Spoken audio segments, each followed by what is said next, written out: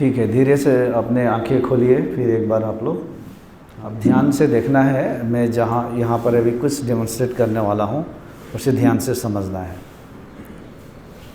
क्योंकि अध्यात्म भी एक प्रकार का विज्ञान है। तो इस विज्ञान को हमें समझना है। जितनी सारी पद्धतियाँ है वो सब साइंस ही है। खैर अंतिम सत्ता को साइंस पकड़ नहीं पाता है, उसकी बात अलग है। तो मेरे हाथों में अभी 2 इंसेंस स्टिक्स है, यानी कि अगरबत्ती 2 है। और ध्यान से देखना है मैं जो कहने जा रहा हूँ और दिखाने जा रहा हूँ आप लोगों को। अगर मैं ये दोनों अगरबत्ती को जलाना चाहूँ ऐसे, तो ये जल नहीं रहा है। फिर से ट्राई करूँगा तो भी ये नहीं जलेगा। मैं अगर 1000 बार भी ट्राई करूँ तो ये जलने वाला नहीं है। क्यों? क्योंकि इन दोनों अगरबत्ती में से कोई भी एक अगरबत्ती नहीं जल रहा है। इसलिए हम जितना भी टच करें ये जलने वाला नहीं है। तो इससे आप ये समझ सकते हैं कि इस पृथ्वी पर कई गुरु ऐसे होते हैं वो स्वयं भी नहीं जले हुए होते हैं, और दूसरे शिष्य दूसरे अगरबत्ती होते हैं, वो जितने भी उनके पास जाए वो कभी नहीं जल पाएंगे।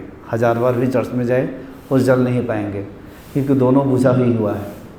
एक को जलाने के लिए एक चाहिए, एक कैंडल को जलाने के लिए माचिस चाहिए, फिर उस कैंडल से हम 1000 कैंडल जला सकते हैं। ठीक है, इसी प्रकार से ये काम करता है। तो इसलिए ये जलेगा नहीं। तो इस तरह से लोग भटकते भटकते चित्त की शुद्धि होते होते कई जन्मों लग जाता है, तब कहीं पर पहुंचते हैं। तो आप लोग से यही कहूँगा कि आप लोग बिल्कुल सही जगह पर आए हैं, और मैं दूसरी डेमोन्स्ट्रेशन आपको दिखाने वाला हूँ। इसको जलाइए। आप सभी देखिए, अगर मैं ये अगरबत्ती जल रहा है, इसे मुझे जलाना है, तो मैंने इसे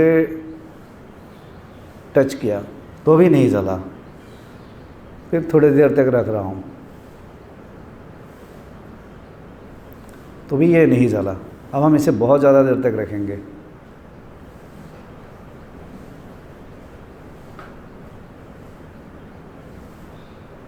अच्छा, अब देखते हैं जला कि नहीं। अभी नहीं जला।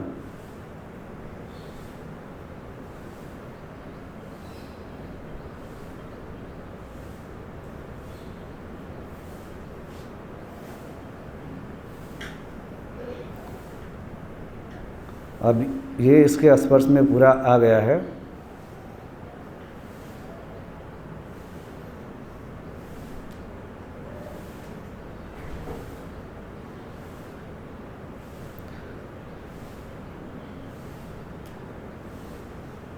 अब देखिए ये जल चुका है, इसमें से भी धुआं निकल रहा है। इसको और ज़्यादा देर तक रखूं तो ये पूरा जल जाएगा।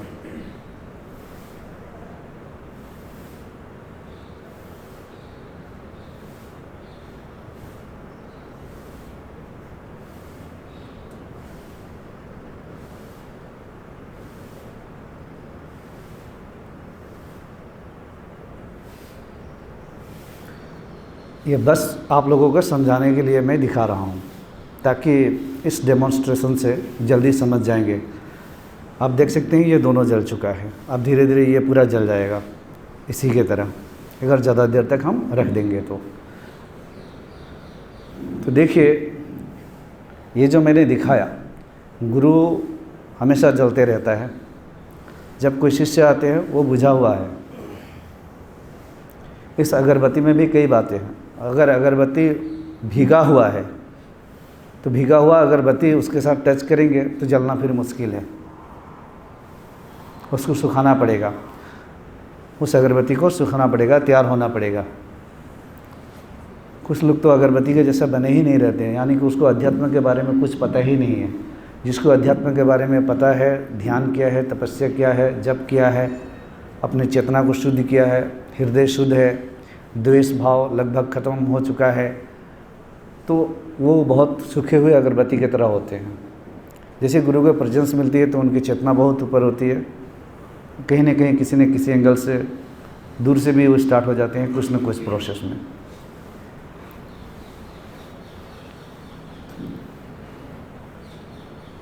जो लोग अगरबत्ती की तरह बन चुके हैं, सूखे हुए, वो थोड़ा सा एक बार टच किया तो नहीं जला, यानी कि अभी भी वो पूरा तैयार नहीं है अंदर से उनकी सिस्टम, क्योंकि जब सिस्टम तैयार नहीं होगी तो वो नेचुरल प्रोसेस नहीं होगी, उनके लिए हानि भी हो सकता है। ये जो कुंडलिनी शक्ति का जागरण होता है वो उसको प्यूरिफिकेशन चाहिए, नहीं तो वो नकारात्मक की ओर लेके चली जाएगी आपको। फिर हमने टच किया, फिर थोड़ा सा वो सुलग गया लेकिन पूरा जला नहीं, थोड़ा सा वहाँ में हीट मिला, फिर टच किया, थोड़ा सा देर तक रखा, फिर से उसको ज़्यादा हीट मिला, चौथी बार हमने पूरे लगा के रख दिया तो वो जल गया। यही होता है गुरु और शिष्य का संग और उसके मार्ग निर्देशन में। तो शक्तिपात दीक्षा कहीं न कहीं इसी प्रकार से होती है। शक्तिपात दीक्षा यानी कि ऐसा नहीं है कि जितने लोग आए हैं सब लोग तुरंत जागृत ही हो जाएंगे। शक्तिपात दीक्षा में जो लोग पूरे के पूरे अंदर से तैयार होते हैं, जैसे उन्होंने आते ही उनके सूक्ष्म शरीर में कुछ घटनाएं स्टार्ट हो गया। उनको रहने दीजिए, आप लोग ध्यान उधर मत दीजिए। उसके बाद ये शक्तिपात दीक्षा जब होती है, जैसे आप पूरा तैयार होते हो तो कुछ लोग तो इमीडिएट अवेकनिंग हो जाते हैं, कुंडलिनी शक्ति जागृत हो जाती है इमीडिएट। कुछ लोगों का एक बार में नहीं, दो बार में नहीं, तीसरी बार, लेकिन वो जागृत हो जाते हैं। आज तक हमने जितने लोगों का शक्तिपात किया है वो सारे के सारे लोग, लगभग सारे के सारे वो जागृत हो चुके हैं।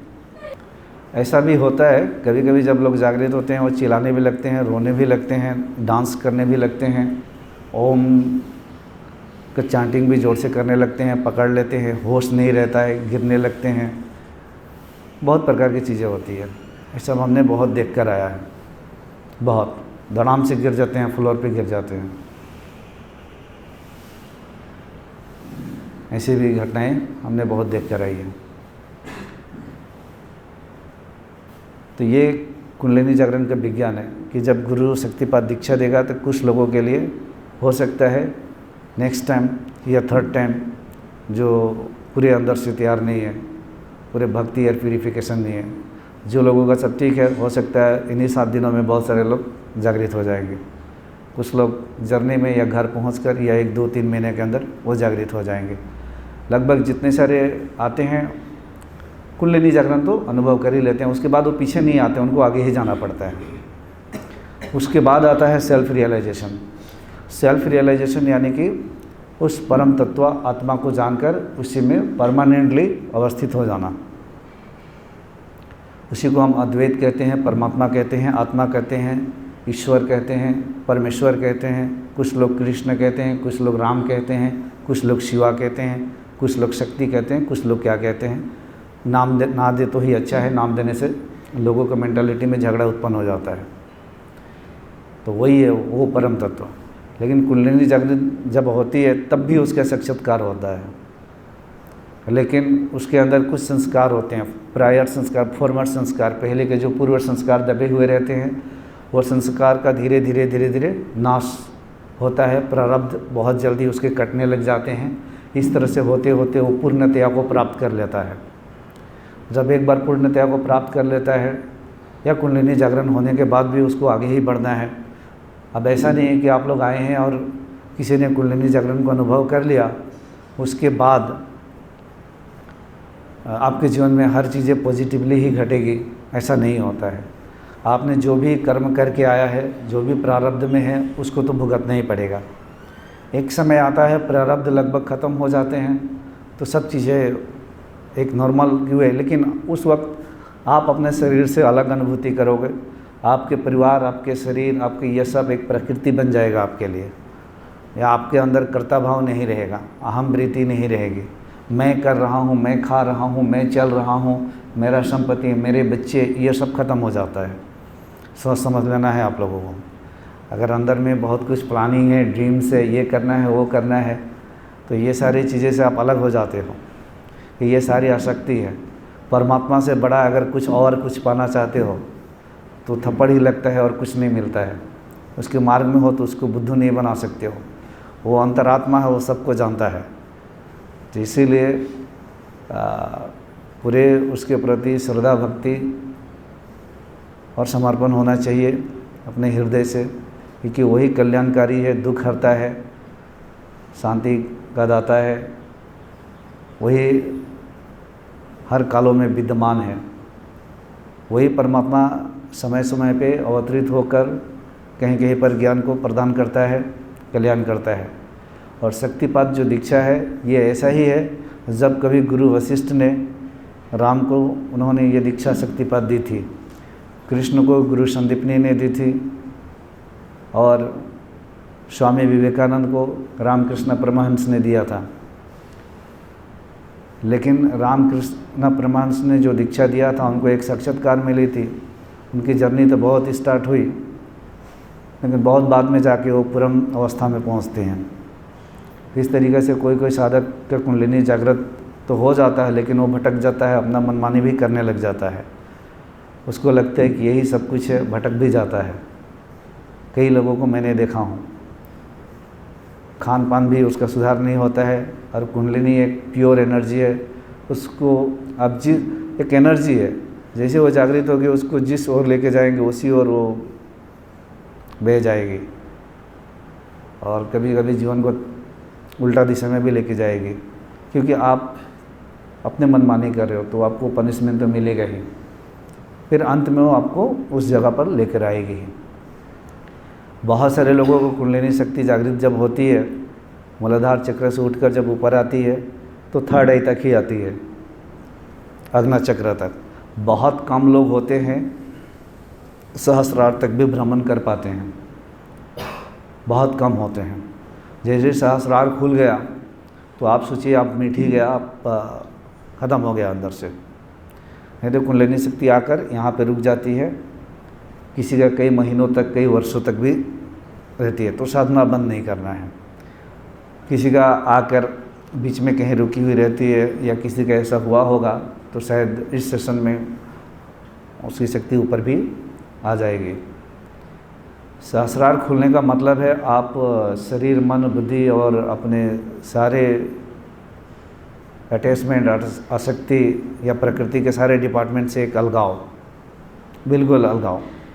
मतलब आप देखेंगे ये मेरा शरीर खा रहा है, मेरा शरीर चल रहा है, फिर रहा है, ये शरीर मर भी जाए, इसको काट काट के टुकड़े भी कर दी जाए, आग में जला भी दी जाए, तो भी आप अंदर से कोई घबराहट नहीं, कुछ भी हो जाए, क्योंकि आप अपने स्वरूप को पा लिए हैं। और ये आपका शरीर, मन, बुद्धि ये आपका स्वरूप नहीं है। सुनने में थोड़ा सा इनसाइंटिफिक लगता है, क्योंकि इसको साइंस ने प्रूफ कर ही नहीं पाया, इसीलिए इनसाइंटिफिक लगता है, लेकिन यही सत्य है। और दीक्षा के बारे में मैंने बता दी कि जिनको दीक्षा ये मिलेगी वो सभी व्यक्ति इस सत्य को प्राप्त करेंगे। हो सकता है थोड़ा देर हो या जल्दी हो, या इन्हीं कई दिनों में, वो वक्त बताएगा, आपकी साधना बताएगा।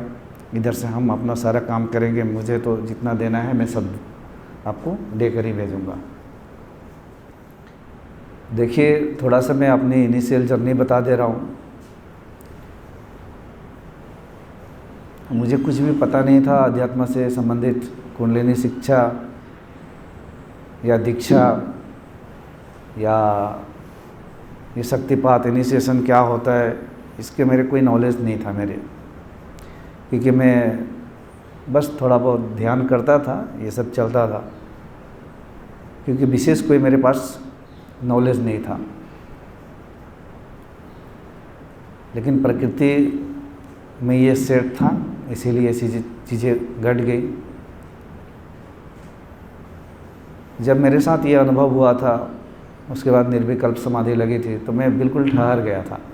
तो मैं क्लास टीचर, जैसे इंग्लिश लैंग्वेज के ट्रेनर हो, तो मैं क्लास दिया करता था, कुछ लोग बैठे थे, तो मुझे तो अपना कर्म करना पड़ रहा था। जैसे ये घटना घटी थी, उसके बाद मुझे तो किसी से बात करने का भी मन नहीं कर रहा था, कहीं जंगल में जाके 10-15 दिन बैठ जाऊँ कहीं, ऐसा हो गया था। लेकिन बच्चा है, बीवी है, रेस्पॉन्सिबिलिटी है, अंदर से बिल्कुल जो शरीर है वो कमज़ोर हो चुका था। बहुत इन डिटेल में नहीं बताऊंगा, आपको इस दीक्षा से संबंधित थोड़ा सा बताऊंगा। उसके बाद एक लेडी थी, उन्होंने मुझे थोड़ा सा वो कैच कर ली कि इनके साथ कुछ घटी है। तो उन्होंने कहा कि सर आपके साथ क्या हुआ है? तो मैंने बोला कुछ नहीं हुआ है। नहीं, कुछ तो हुआ है, आपके जो आँखों में मैं अभी देख रही हूँ वो कल जैसे परसों जैसे आप नहीं हैं। और वो सब ये मार्ग में थी और थोड़ी सी एनर्जी को उसने कैच की। तो उसने कही कि आप हमें ध्यान करवाइए, आप हमें हीलिंग करवाइए। वो एक्चुअली रेकी से थी, तो वो हीलिंग के बारे में ही जानती है, तो उसके बारे में वो बताने लग गई। उसके बाद मैंने कहा अभी तो मैं ये सब अभी नहीं करना है, क्योंकि उस वक्त लॉकडाउन भी चल रहा था। फिर भी 1-2 आ जाते थे हमारे ऑफिस में। तो मैंने काफ़ी समय लिया, 2-3 महीना तक, क्योंकि मैं इंतज़ार कर रहा था कि ये जो घटित हुआ है, एक अलग सा सब कुछ बदल गया है, ये जाए, मतलब क्या पता ये 3 दिन के बाद चला जाएगा। So I was waiting for that, let it go, मतलब चले जाए चले जाए। लेकिन वो चीज़ें अंदर और गहरी होती जा रही है, गहरी होती जा रही है, सब चीज़ अलग होते जा रहा है। और उसके बाद 2 से 3 महीना के बाद 2-4 लोगों ने बोला नहीं आप एक बार हमें ध्यान करवाइए, हीलिंग करवाइए। तो हमने 4 लोगों को बुलाया और ये लॉकडाउन का ही पीरियड था। तो 4 लोगों को बस एक रूम में बैठकर और किया। और हीलिंग कैसे करवाया जाता है तो उन्होंने मुझे बताई कि आपको हमारे सर पे हाथ रख देना है, ऐसे हीलिंग होता है। मैंने बोला ऐसा होता है क्या? क्योंकि मुझे वो ना ओशो को वीडियो से कुछ पता है, ना किसी के पता है, शक्तिपात वर्ड ही मुझे पता नहीं था। सच्चाई तो ये है, what is initiation I didn't know at that time. हमने तो ऐसे कर दी, कुछ ऐसे समझाया, कुछ किया, ब्रीदिंग एक्सरसाइज। उसके बाद सब वो वापस चले गए। उससे पहले एक लड़की यूपीएससी की तैयारी कर रही है, वो बहुत टेंस एंजाइटी में थी, तो उसको भी मैंने एक अलग तरीक़ा से हमें थेरेपी दिया करता था पहले, न्यूरोथेरेपी, हिप्नोथेरेपी टाइप की चीज़ें, जो डिप्रेशन में होते थे उनको, क्योंकि मैंने माइंड पे बहुत पहले अध्ययन किया हुआ हूँ और माइंड ट्रेनिंग, माइंड से रिलेटेड ही मैं टीचिंग दिया करता था अपने इंस्टीट्यूशन में भी, और इंग्लिश लैंग्वेज से रिलेटेड। तो उस लड़की को भी मैंने ऐसे ही किया था, बट उस वक्त भी मुझे ये विज्ञान पता नहीं था। वो लड़की गई, उसके ठीक 6 महीने के अंदर ही, लगभग 6 महीना होने वाले थे तब, मेरी पत्नी ने मुझे देखी कि इनका स्वभाव या शांत या बहुत बदलाव देखने लग गई है। तो इसने कही कि आप मेरे मम्मी को ध्यान करवा दीजिए, वो बहुत टेंस में, एंग्जाइटी में रहती है, बहुत चिंतित रहती है। तो हमने कहा कि ठीक है चलिए। अभी तक मुझे इसके बारे में अवेकनिंग ये सब धीरे धीरे पता चल रहा है। हमने उनको लेकर गया, जैसे मुझे लेकर गई अपने घर पे, तो उनके घर पे एक मंदिर है विष्णु भगवान का। तो उस मंदिर में हमने कहा कि उसी में हम बैठ जाते हैं। तो उनको जैसे ही कहा बैठने के लिए, वो आई, लेकिन मेरे अंदर से फिर एक आवाज़ आई कि उस लड़की को आप बुला लीजिए, उसी गांव से थी वो। तो उस लड़की को मैंने बुला लिया फिर। तो उसने आई कि अभी मैं अभी पीरियड्स में हूँ 3 डेज़ के, अभी मंदिर में नहीं एंटर कर सकती। मैंने बोला अभी कुछ नहीं है, तुम एंटर हो जाओ। उसको बोला कुछ नहीं है, नहीं घुसते, 4-5 दिन होता है तभी मंदिर में जाते हैं। मैंने बोला कुछ नहीं है, चलो तुम। मंदिर में दोनों जाके बैठ गए। करीबन 3 घंटा लगा। मैंने जो समझाना था, ध्यान करवाना था, कुछ भी करवाना था, वो करवाया।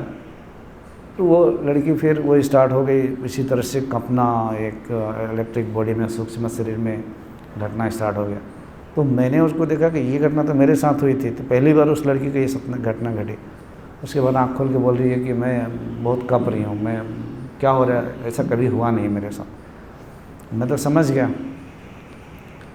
उसके बाद उसको 2-4 दिन मैंने काउंसलिंग करके थोड़ा संभाला, देखा, क्योंकि वो अध्यात्म के मार्ग में आई नहीं थी, वो एक इत्तेफाक था। और प्रकृति ने हमें कदम कदम पर सिखा कर लेकर आई।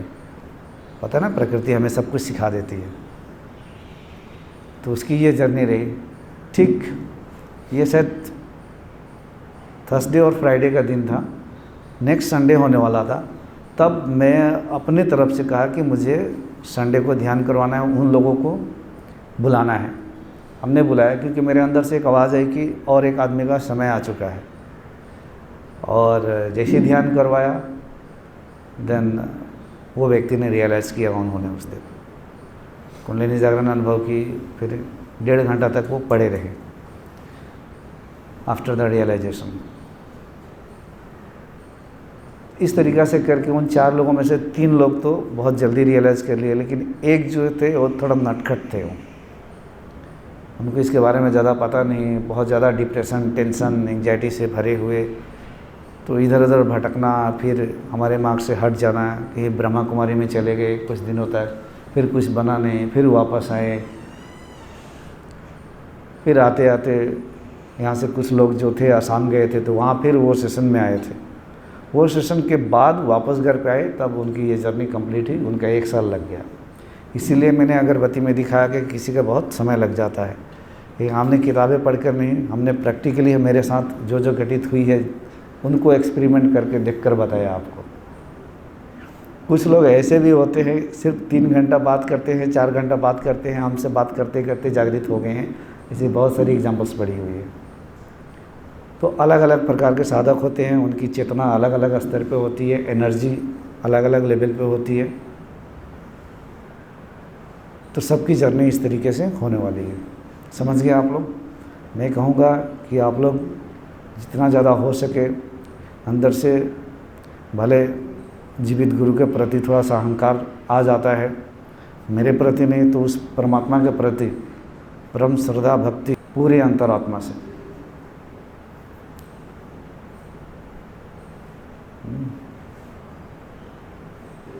और ये भी कहना चाहता हूँ कि आज तक मेरी हाथ जिस पे पड़ी है, फिर से कह रहा हूँ कि वो सब जाके धीरे धीरे वेकेंड हो जाते हैं।